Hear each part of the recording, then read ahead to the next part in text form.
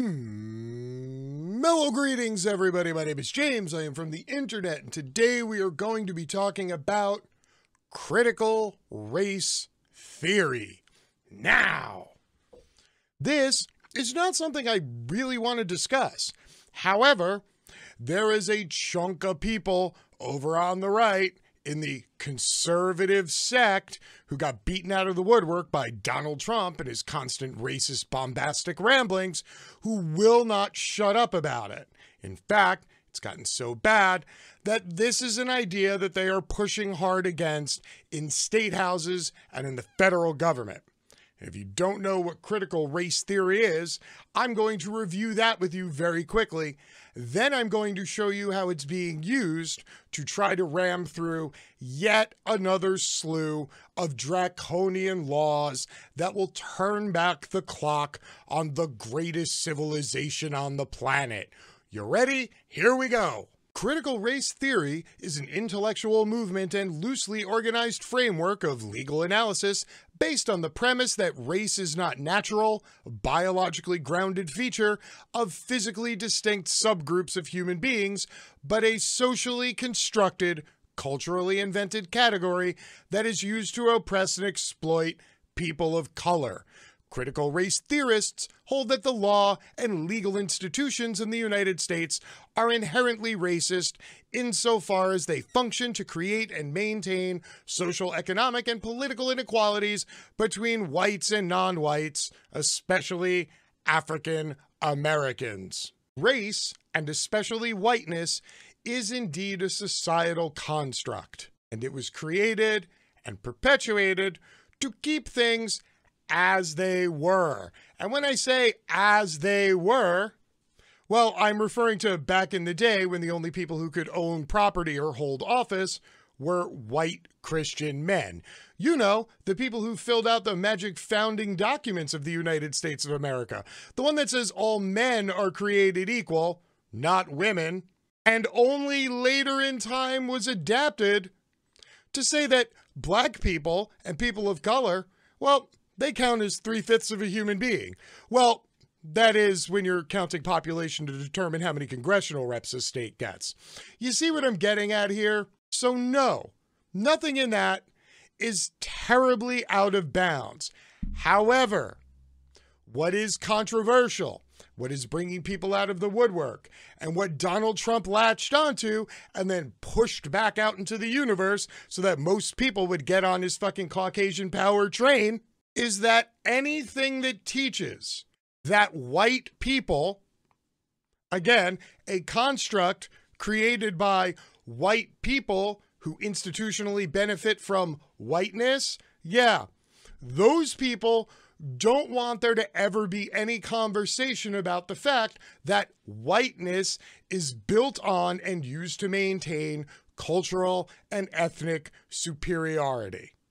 Now, if you haven't checked out yet, then surely you want to see how today's conservative Republicans are using this as our newest USA dog whistle to bring all the vanilla milkshake lovers to the yard. So let's take a look at what's in the... Oh. It's that thing again, right? Oh, yeah. Yeah, I know. It's really annoying. It's supposed to be, but if you can hear it, that means they're blowing their dog whistle so goddamn loud it broke through the fourth dimension and regular human beings can hear it. This should be good. Louisiana lawmaker argues that schools must teach good of slavery. You know, because if anything's bad and, you know, both sides and all sides matter and all opinions matter, well, then I guess that means if people are talking about how bad slavery was, surely there have to have been good aspects of it that we should not only discuss, but that we should teach in school. Racism. Louisiana State Rep Ray Garofalo, a Republican, said Tuesday that public schools and universities in the state should be required to teach the good of slavery when discussing race as part of a bill he proposed to ban divisive concepts from classrooms in the latest GOP effort, taking aim at how schools are allowed to teach about race. Also, a fun totally unrelated side note here, racists totally aren't freaking out about all the projections that show that white people will no longer be a racial majority in the United States of America within the next 20 to 40 years. No. I'm sure not talking about divisive issues totally isn't a way to maintain cultural white supremacy amongst a shrinking minority of white people. Funny how that sort of thing happens. But I digress. Let's continue.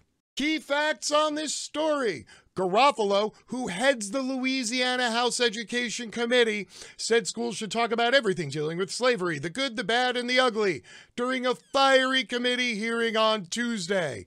His suggestion was immediately met with disgust from fellow Republican rep Stephanie Hilferty, who noted there's no good to slavery, though. Wow. Imagine being a Republican in the Louisiana State House and being so racist that other Republicans in the Louisiana State House tell you that you should maybe simmer down with the bad ideas and stop talking. Garofalo's bill would have banned teaching the idea that either the U.S. or Louisiana is systemically racist or sexist, among numerous new restrictions on what could be taught in the classroom. The bill's committee vote ended up being a 7-7 deadlock, meaning the bill will not move forward to the full House, but also hasn't officially been killed. God forbid any people become educated in the racist and misogynistic history of the United States of America and its systems and institutions, which were built, again, by white Christian men for Christian men to maintain the power and supremacy of white Christian men. This isn't up for debate. Women couldn't own property. Anybody who wasn't white was property. All the magical documents, all the laws were set up solely and specifically for white Christian men. So none of that is up for debate. The up for debate part is that talking about that as a fact, as a part of our history and reality, is somehow now saying that the institutions today might still be racist and misogynistic. And I say that last sentence knowing full well that the word may is doing some real fucking heavy lifting on that. Now, one of the larger parts of this story is that bills like this are never alone because those state legislators don't write them. Some think tank or institute like the Heritage Foundation will turn around and write up a piece of legislation and then pass it around to a few thousand conservative lawmakers. And they'll just insert the name of their town or their state or their city, and then they'll submit it and try to push the bill uphill. And they track and see how many different places they could actually get these bills picked up in. Why? Because it is a coordinated national push amongst an entire ideological sect to erase the idea that sexism and racism and slavery and misogyny were and still possibly are part of our culture. You know, rather than just discussing what's going on in our culture, which God forbid we don't want to do if we're conservative Republicans. So instead, we try to pass these shit bills everywhere. Look, State Senate passes bill banning teaching of critical race theory in Idaho. The Idaho Senate approved legislation aimed at preventing public and charter schools and universities from teaching critical race theory, which examines the ways in which race and racism influence American politics, culture, and the law. The measure has already passed the House and now heads to the governor's desk. The measure, which passed the Senate 27-8, would prevent educators from making students affirm, adopt, or adhere to a belief system claiming individuals of any sex, race, ethnicity, religion, or national origin are responsible for past actions done by members of the same group. It would also prohibit teachers from forcing students onto belief systems that claim a group of people, as defined by sex, race, ethnicity, or religion, are inferior or superior to another. Now, what they did here is in the second group, they literally used the textbook definition of racism and said that you're not allowed to let people do racist shit or to turn them on to racist shit, thus plugging the idea of critical race theory into racism. That's right. Teaching critical race theory is racist against white people who aren't actually a race, but rather just a construct of whiteness. And hey, I'm sure by now you're sick of hearing me say that sentence, so I'm going to ask you two very simple questions if you're white and offended, and then we'll move on. Number one, if you think you're a white person, just out of curiosity, like, what are your grandparents? Now, if you say, my grandparents are white and come from the nation of Whiteville, you are obviously a lying sack of shit. If you're a normal human being, you're going to say, oh, well, one side of my family came from Germany and the other side of my family is second generation Irish. Yeah, if that's the case, congratulations. You're half German and half Irish. You're not white because white isn't a race. It's not a country. It's not a place where people come from.